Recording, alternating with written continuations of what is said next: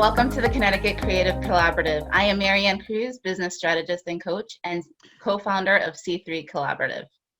And I'm John Jaramillo, leadership coach and consultant. We started this video series, the Connecticut Creative Collaborative, as a way to kind of tap into my network, Maryann's network of creatives, people from different backgrounds, things that are traditionally creative, like artists, writers, poets, you name it on that side. And then things that we can draw upon that they're creative by their nature, but may not seem common sense right away that they are that creative. So we wanted to pull guests from our networks and kind of pick their brains about their creative process, how they developed it, where it came from, and where they expect for it to go in the future. And today we have Erica Palmer, who is founder of Erio Marketing and Camp Erio Marketing. So welcome, Erica. Yay, Erica. So for those who don't know you, can you explain to us what your current work is and what you currently do? Yeah, so I run a small marketing agency called Erio Marketing. And then you mentioned Camp Erio Marketing, which is a marketing camp we do in the summer for middle school girls. And Erio Marketing as an agency, we're actually celebrating our 6th birthday next Monday. So Hey, Yay. Happy birthday. Thank you. And so I'm actually the only full-time staff member, and then I have 6 people who are part-time. So when people come to Erio Marketing, more times than not, they're working with me directly. And then based on the projects we have going on, I'll pull in other people as needed. And we really just provide marketing support in all shapes and sizes for a lot of different companies. So some companies we work for are super small or they're startups and, 1, 2, 3 members of the team. And then we work with some organizations that are, really big and have hundreds of employees. And the work that we do for each client is actually a little different based on their current resources, their budget, what they're looking for. So we try to be super flexible in how we work with people, but we do a lot of overall marketing strategy. So helping people come up with their plan for the year based on their goals, what can marketing accomplish for them. We do a lot of lead gen campaigns. We do a lot of back-end Salesforce support. So helping people manage lists of their prospects and clients and do that efficiently. And then the fun stuff would be all the social media we get to do. We do a lot of ad campaigns, a lot of web design, and then anything around like print, digital materials. So we're all over the place. So Erica, there's so much in there in terms of who you work with, different programs, what you can deliver for each of your clients, a suite of services. So what is that creative mindset in the work? What does that creative process look like? Can you just walk us through how you would approach it?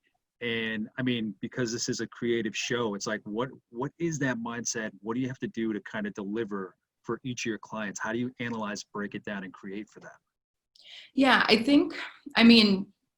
when all the different stuff that we do have different elements and levels of creativity that are involved, I think the most intensive example I can give you would be website design, right? So a lot of times clients come to us and sometimes they have an existing website and they want to redo it, and that kind of gives us some sort of framework. But if they come to us and there's no website at all, we're starting with a completely blank canvas. And if you don't have a creative process, that can be super intimidating, and also trying to pull out of the client the vision that they have that they may or may not know that they have, and trying to get on the same page can be really difficult. So when it comes, I'm just going to use web design as an example. Yeah. Kind of touches on all aspects of the process, but our web design process as a whole has 10 steps, but the first 5 or 6 really all touch upon the creative side of the website. So the first step that we do with the client is have a discovery call. And we, usually schedule an hour, and it usually runs over. And this is kind of just a brain dump of everything about their organization. So, how many people work there? How long have you been in business for who are your clients, what do they look like, what are your employees like to do, like what is the culture in the office, stuff like that.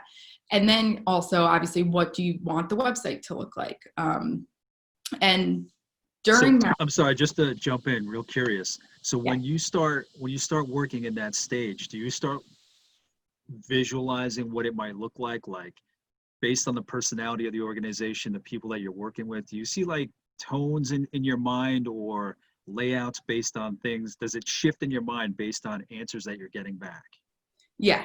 And I try to go in with a completely blank slate, especially if they already have a website that I've already looked at. I try to really erase that entirely and pull out the terminology that they're using to describe themselves and say, everyone wants to be professional. Everyone, wants to have a beautiful website. And it's like, okay, let's get to the fun stuff. What makes you different, So that's why I like speaking to them about it. Like, I don't want the marketing materials sent to me if they exist, and I don't want to read that. I want to hear them, what they're passionate about, the words that they use to describe their employees and what makes their organization special. Like, I am just writing like a crazy person, and circling words that I could go back to that might start to paint this picture for the both of us. Gotcha. And another exercise we go through during that discovery call is talking about user personas. So who's coming to the website and who are they? What do they, not so much demographics, but what are their hobbies? What are their interests? What social platforms do they like? What kind of style would resonate with them? So I'm really just trying to pull out as much info as possible. And even though we call that one conversation a discovery call, it never ends, the discovery process. Even days before the website's going live, we're still learning. So, and then with all of that information, what do we do next is just as much research as possible. So starting with the simple words that they used, looking at synonyms, Googling them, Google imaging, trying to figure out what is kind of the aesthetic that goes along with these adjectives that they've used to describe themselves. We look at competitors. So what are their competitors saying? What language are they using? What colors are they using, depending on how far back we're going in their marketing journey. But I can actually give you a really good example. We started working with a client a couple of weeks ago, and they sell services and consulting services to people who are trying to write screenplays. And this is completely out of my comfort zone. I am like the opposite of a movie buff. It's really sad, actually. And that is sad, but I won't hold it against you. Okay, go ahead. So, the whole vibe that they wanted was like old Hollywood, 50s, 40s. And I'm sitting there like, what am I going to do? Like, I've never done anything like this. So I asked him to send me movies that would embody what he was looking for. And he sent me 4 or 5. And I sat there one Sunday and I watched 4 movies. I watched Judy, of the Black Dahlia, a couple of them, just like that whole aesthetic. I did research. I read articles, from Vanity Fair talking about the actresses and actors of that time, like just trying to really dive in. Immerse yourself. Because and it makes me more comfortable talking to him next week, because if I'm writing down all these notes and then I'm like Googling all these things as he's speaking, I'm like, that's just not a positive experience for either. So I think the research part of it is super important. Do you find it hard to keep your clients straight in terms of that creative energy? Like immersing yourself in one client like that, watching all these movies, when you have to work on like another client's project, you find it hard to shift to that new mindset of what their target market is, who they are, like the verbs, the adverbs, the adjectives. Is it tricky for you to shift and switch the mindset from one client's world to another? Sometimes I don't take on too many website design projects at the same time for that specific reason. In an ideal world, a website would take, 8 to 10 weeks to build or rebuild. I definitely don't do more than 2, maybe 3 if they have to overlap at a time for that specific reason. I just, Okay. energy wise and, especially by the end of the day, I'm shot. So, Yeah. especially with something like this, that's so out of my comfort zone, like or just like my day-to-day knowledge and stuff I've done before, it can be really hard to rejuvenate. And especially with everything going on in the world, it's draining. It's just, sometimes I'm like, I can't sit here and even pretend I can create something. I need to go read or walk or take my mind. So are those the things that you do to kind of recenter, rejuvenate, like you said? What is it that you do to kind of clean your slate and kind of get refocused? Yeah, usually I'll start by going to lay on the couch for 15 to 20 minutes. Tried and true. I love to cook, so I cook a lot, try new recipes, and even that is still sometimes requires a little creative energy. But it's on my own terms, so it's a little different. But yeah, going for walks, reading. Obviously social media is a great distraction sometimes, just sitting there and scrolling. I recently got into TikTok, so TikTok dances are consuming a lot of my time now. And do you find it, when you're trying to rejuvenate, do you find it hard to kind of forget what projects you're working on, or do those, strategic thinking moments still sneak in where you're trying to brainstorm a project or a client's need? Yeah, sometimes if it's something that I'm stressed about, or I'm in that part of the creative process where I feel like we're never going to power through, even though everyone always does, it can be really hard to stop thinking about it and until I come up with the solution, or at least an idea or a next step. But if we're in a good place and everything time-wise is on schedule, then it's easy to disconnect. But if we're in a place where I know they didn't like the first round of wireframes we sent them or something like that, then it's definitely harder to turn it off. How do you think you've evolved? And these are all just like curious follow-up questions, but how do you think you've evolved when you first hit your industry to where you are now? How have you kind of streamlined your process, made it more efficient, been better at controlling your energy and kind of rejuvenating? How have you done that? How have you found that you've shifted in how you work? Yeah, I think where I'm at now, just having more confidence in the process than I did 5 years ago. I mean, when we first started, it was kind of more like friends and family who needed their websites redone, and it was more word of mouth, and it still really is. But so I was having conversations with them that were really transparent that I wouldn't necessarily have with clients now, like 5 years ago, saying, I have no clue how to do that. I've never done that before. Now that still comes up occasionally, but, and I didn't really have a process when I first started. Like I would, now I call it a discovery conversation, but I didn't have a name for it beforehand. So really getting those 10 steps that I have, and I'm happy to share them with you guys afterwards if you think you're definitely. I mean, I think we could share that with this video to kind of give people an idea. I think everybody's process is a little different. Maybe there are little tweaks that people can take away to build what they're doing or kind of refine what they're doing. So yeah, if you could share that, that'd be amazing. Yeah.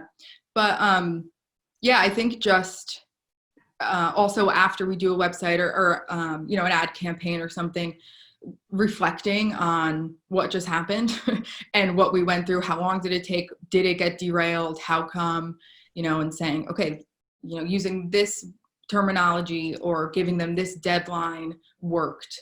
And I'm sure in 5 years that maybe the 10-step process we have right now, I'm sure it'll be different. And that's with any project I've ever done. I'm like, sometimes I go back and look at the stuff I did 5 years ago and I just cringe a little. Like, oh, that would have come out so different now. I mean, don't we all in our fields really? I mean, there's stuff like from a year ago. I think we evolved so much from year to year, or maybe 6 months for me. 6 months ago. I was going to say on a quarterly basis. Yeah. Yeah, we just all shift. We all evolve. So I mean, there's nothing wrong with that. Yeah. So you've given us a great walkthrough of your process, and I've kind of dug a little to kind of see how it is you shift through your creative process from one client to the next. So, and I asked you kind of how you've evolved in the last 5 years and how you've approached your work differently. So what led you into this field? What is it from your past that made you this type of creative and made you want to go into this field? Or maybe, I don't even know yet if that was your intent or you started one way and pivoted and shifted in a different direction. What was it that led you to this creative process of yours? Yeah. So I've just always loved creating anything, even, thinking when I was 5 and sitting my parents down and making them watch me do this performance I thought was incredible in the living room. Or I think, when I used to go to my grandparents' house, I would design menus for dinner that, my grandma was cooking and stuff like that, or creating dances with my sister. Like when I think back, it was always, whether it was good or not, creating stuff and putting it out there to the people around me. I'll never forget playing with paint for the first time and showing my dad, the tree that I drew, and coding my MySpace, stuff like that. And I didn't know at the time that creating anything, whether it's a poem or a picture or a story, was something that I love doing. I just like to do it. I didn't really have like an understanding of it. And then I actually went into college undeclared because I had no clue what I wanted to do. I thought I wanted to go down the business path, but I ended up taking a couple marketing classes, and one of them specifically was about ad campaigns. And I just fell in love with everything we were learning, like all the iconic campaigns from Volkswagen and all the cigarettes and the ads that were tailored to women that now are just so funny to look back on. But and that's when I started realizing, like, this is what I want to do. And I thought I just wanted to go down the advertising route. But then once I started taking more classes and getting internships, I realized that the whole marketing strategy and was really, I just love all of it. That's all Maryann right there. That's her shop. Just like all that encompassing, just business marketing. Yeah. And it's really crazy how many facets of marketing there are. Like I've had internships where there was a marketing department of 1, and I've had internships where in college where there was a marketing department of 300, and it's, split into communications, and everyone's doing different things. And it's just, and the things that fall under the marketing category right now they're just changing every year. Yeah, that's crazy because I got to meet with the Connecticut chapter of the American Marketing Association. Mm-hmm.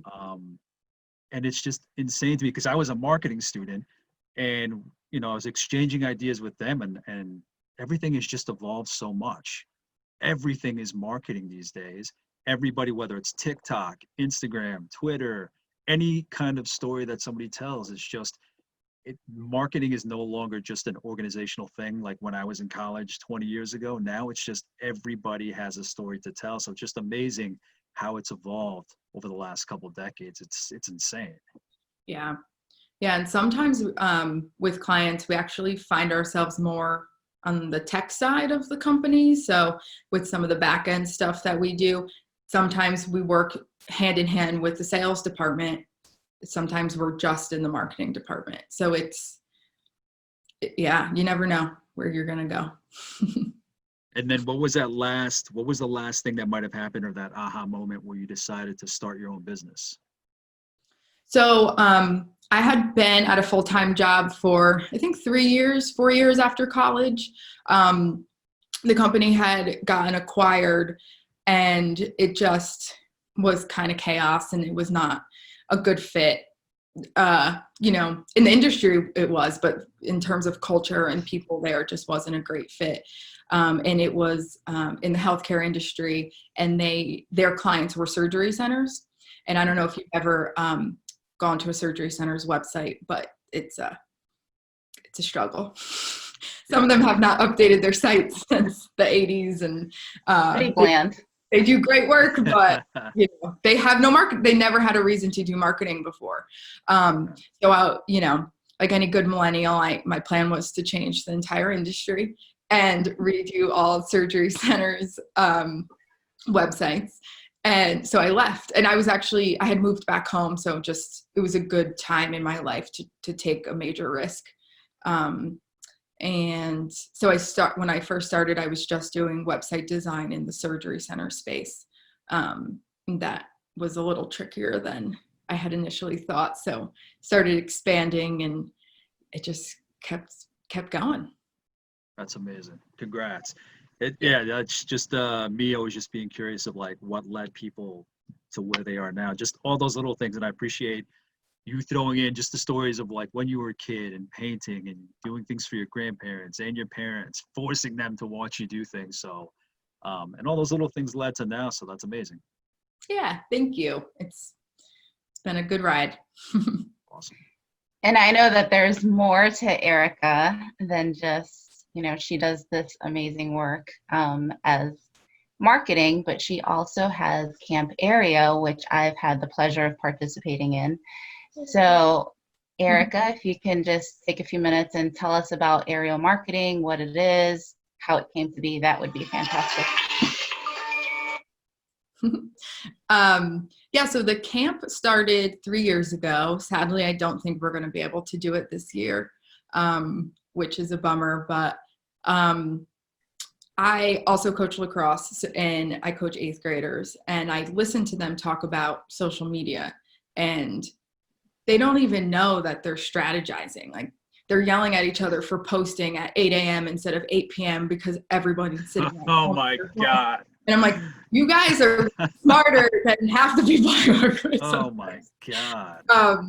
And they're brilliant, and like the lighting and like just their whole conversation. So I was like, you know, obviously in your standard school curriculum, they don't have the time to cover marketing and business in 8th grade. So a couple of years ago, we thought, let's try a free marketing camp. Let's see if we can get, 20, 30 girls there. We'll do 3 days.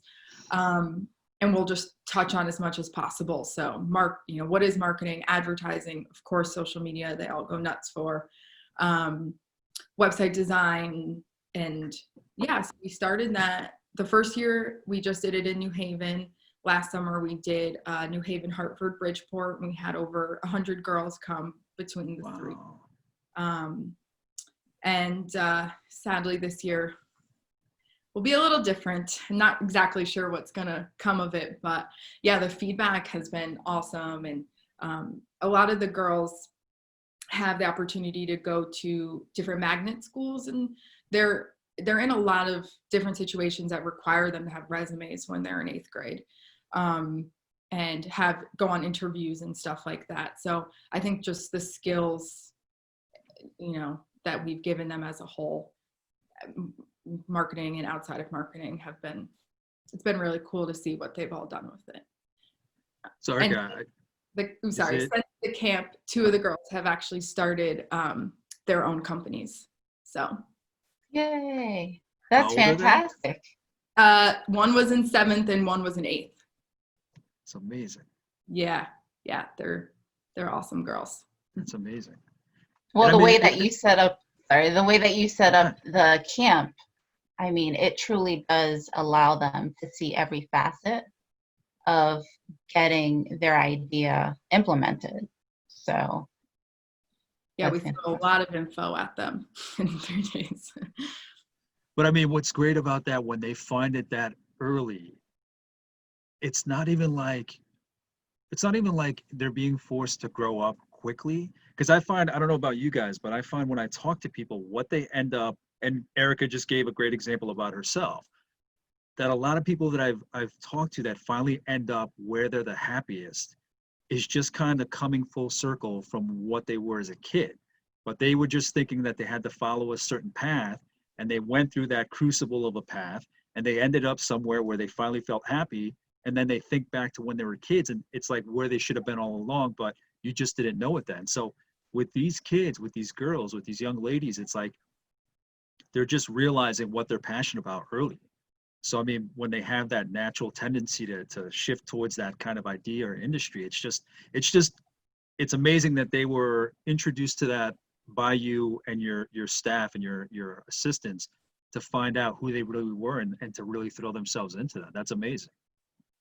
It really is. And even watching them evolve from day 1 to day 3 is really inspiring. You know, the girls who come in, they have their head down, they don't want to talk to anybody. Yeah. And then now day 3, they're giving a presentation about, analytics on their social campaign. And they're really smart. And Now, is it consecutive days, or do they come back like once a week?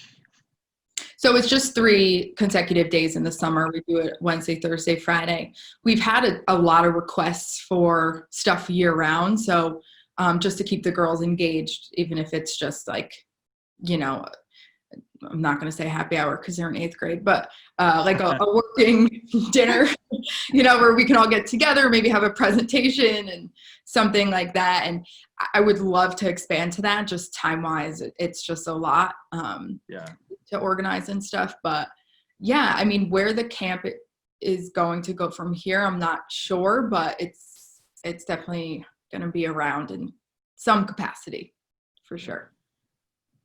And it's funny that you go ahead. Go ahead, Maryann.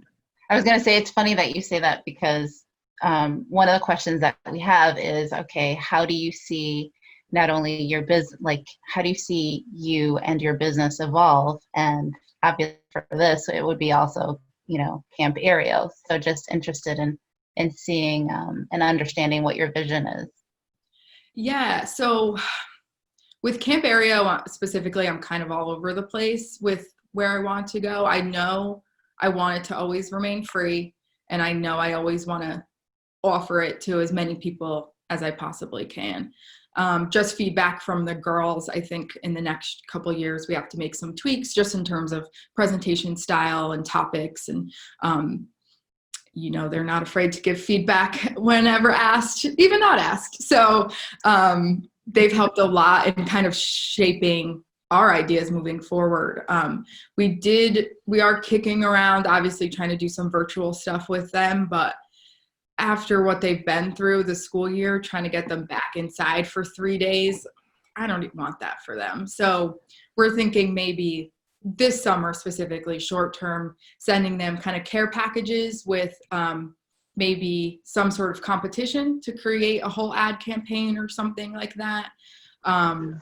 Just keeping them engaged for this year, and then next year going back to the camps and hopefully expanding. I would love to move it out of Connecticut, including Connecticut, but other states as well. So I don't know. That's What fantastic. about for your company? Where do you see your company going? How do you see that evolving into the future? Yeah, so I think at least until like 2 years ago, I was really just in a mindset where I wanted to just keep it small, and it was mostly myself, and just kind of doing it so I can live the lifestyle that I wanted to do, and picking projects that I enjoyed and wanted to do and would make me financially stable. Now that, in the last 2 years, we're kind of more in a growth mode, but I'm not trying to push it to the point where it's consuming every moment of my day. And so I'm trying to find that balance, because I do want to grow. I want more clients. I want more projects. I want to give job opportunities and internships to other people too. So, and it kind of has always been a flow. Like some years we do a ton of websites. Like right now we're heavily into social media, and it kind of just naturally flows like that. And so we kind of have always just rolled with whatever has come our way and been very fortunate in that capacity. But it's definitely time to sit down and come up with a 3-year plan. Try to give it some more direction. I know someone who can help. Yes. It's her specialty. Yes. Yeah, it sounds amazing, Erica, and I'm looking forward to what you do. Whether it's with the camp, your own business, it sounds amazing. Thank you. And I think that's it. So thank you. If there's anything, how can people get in contact with you if they want to be involved in Camp Erio, if they'd like to sponsor Camp Erio? How can they reach you? Yeah. So my website is erio-marketing.com, and then my email is Erica, ERICA, at erio-marketing.com. That would be the best way. I can give you my phone number as well. That always works too. Yeah, that would be great. And yeah, we have a lot going on with Camp Erio. We are taking on new clients, and we're very flexible with what that looks like. Some people sign on for a 5-hour project and we never talk to them again. Some people we work with weekly. So, but I did actually just want to share with you guys one last thing, if that's okay. When I first started doing anything creative, I found myself always getting stuck in these ruts and second guessing myself.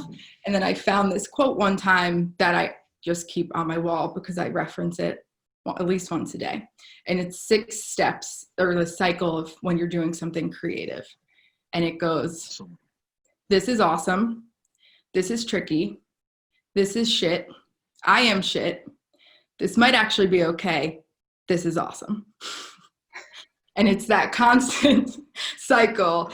And, you know, the ruts can be frustrating and you don't see the light at the end of the tunnel, but it's coming. It always does.